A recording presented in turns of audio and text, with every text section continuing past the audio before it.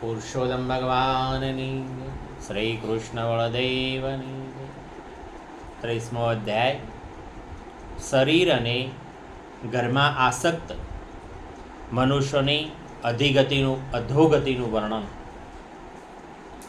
શ્રી કપિલ ભગવાન કહે છે કે હે માં, જેમ વાયુ વડે ઉડાડવામાં આવતો વાદળ સમુદાયને વાયુના બળને જાણતો નથી, તેવી જ રીતે આ જીવ પણ ભગવાન કાળની પ્રેરણાથી ભિન્ન ભિન્ન અવસ્થાઓમાં તથા યોનિઓમાં ભ્રમણ કરતો રહે છે, પણ તે કાળના પ્રબળ પરાક્રમને જાણતો નથી. સુખની અભિલાષાથી જીવ જે વસ્તુઓને ઘણા કષ્ટથી મેળવે છે તે વસ્તુઓનો ભગવાન કાળ નાશ કરી દે છે, કે જેને માટે તે જીવને ભારે શોક થાય છે. આનું કારણ એ છે કે આ મંદ બુદ્ધિનો જીવ પોતાના આ નાશવંત શરીરને તથા તેનાથી સંબંધિત ઘર, જમીન, ધન વગેરે મોહને લીધે નિત્ય માની લે છે. આ સંસારમાં આ જીવ જે યોનિમાં જન્મ લે છે તેમાં તે આનંદ માનવા લાગે છે અને તેનાથી વિરક્ત થતો નથી. ભગવાનની માયાથી તે તેવો મોહિત થઈ રહ્યો છે કે કર્મવશ નારકીય યોનિમાં જન્મ લેવા છતો પણ તેના તુચ્છ ભોગોમાં જ સુખ માનતો હોવાને કારણે તેમને પણ છોડવા માગતો નથી. આ મૂર્ખ પોતાના શરીર, પત્ની, પુત્ર, ઘર, પશુ, ધન અને બંધુ બાંધવોના અત્યંત આસક્ત થઈ તેમના વિશે વિવિધ પ્રકારના મનોરથો સેવતો રહીને પોતાને ઘણો ભાગ્યશાળી સમજે છે. તેના ભરણ પોષણની ચિંતાથી તે સઘળા અંગ બળતા રહે છે. તેમ છતાં હૃદય દુર્વાસનાઓથી દૂષિત થયેલું હોવાને કારણે તે મૂળ તેમના માટે નિરંતર જાતના પાપ કરતો રહે છે.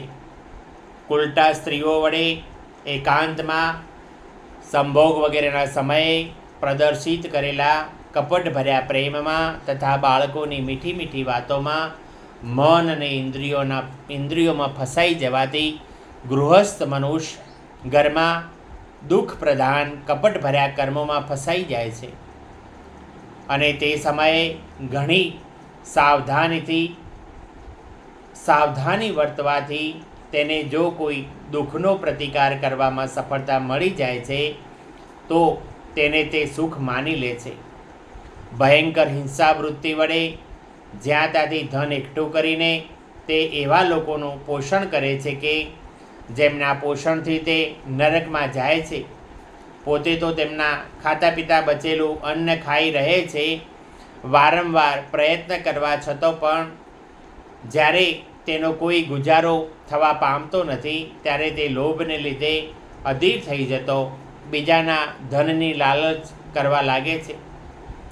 જ્યારે મંદ ભાગ્યને કારણે એનો કોઈ પ્રયત્ન બર આવતો નથી અને તે મંદ બુદ્ધિવાળો ધનહીન થતો કુટુંબનું ભરણ પોષણ કરવામાં અસમર્થ બની જાય છે, ત્યારે અત્યંત લાચાર અને ચિંતાતુર થઈને દીર્ઘ નિશાસા નાખવા માંડે છે. અને પોતાનું ભરણ પોષણ કરવામાં અસમર્થ જોઈને તે પત્ની, પુત્ર વગેરે એનો પહેલાંના જેવો આદર કરતો નથી. જેમ કૂપણ ખેડૂતો ઘરડા બળદની ઉપેક્ષા કરી દે છે, આમ છતાં પણ તેને વૈરાગ્ય થતો નથી.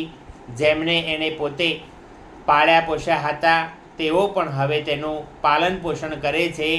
વૃદ્ધાવસ્થાને કારણે એનું રૂપ બગડી જાય છે, શરીર રોગી થઈ જાય છે, જઠરાગ્નિ મંદ પડી જાય છે, ભોજન અને પુરુષાર્થ બંને ઓછા થઈ જાય છે અને મરણોન્મુખ થઈને ઘરમાં પડ્યો રહ્યો છે અને પત્ની, પુત્ર વગેરેએ અપમાનપૂર્વક આપેલા ટુકડા ખાઈને કૂતરાની જેમ જીવન નિર્વાહ કરે છે.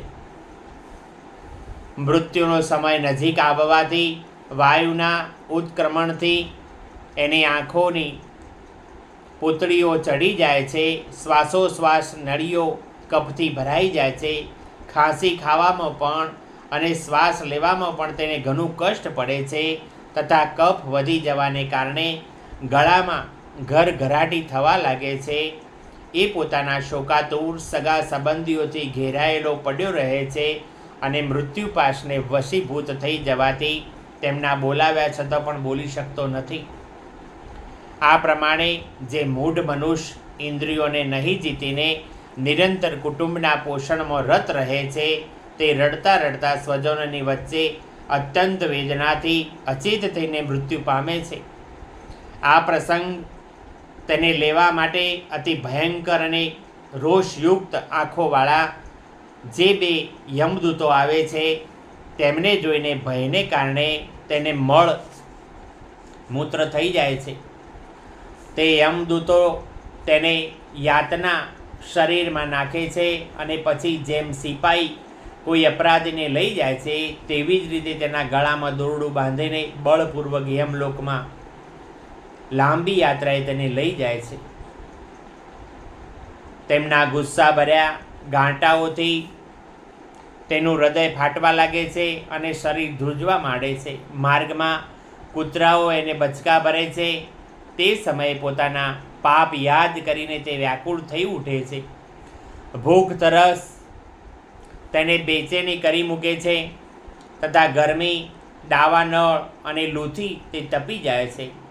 આવી દશામાં જળ અને વિશ્રામ સ્થાન વિનાના તપેલી રેતી ભર્યા તે માર્ગ પર જ્યારે એક ડગલું પણ આગળ વધવાથી તેમાંની શક્તિ રહેતી નથી અને યમદૂતો તેની પીઠ પર કોરડા ઝીકે છે ત્યારે તે ભારે કષ્ટપૂર્વક ચાલવું જ પડે છે. તે થાકીને જ્યાં ને ત્યાં ઢળી પડે છે. તેને મૂર્છા આવી જાય છે.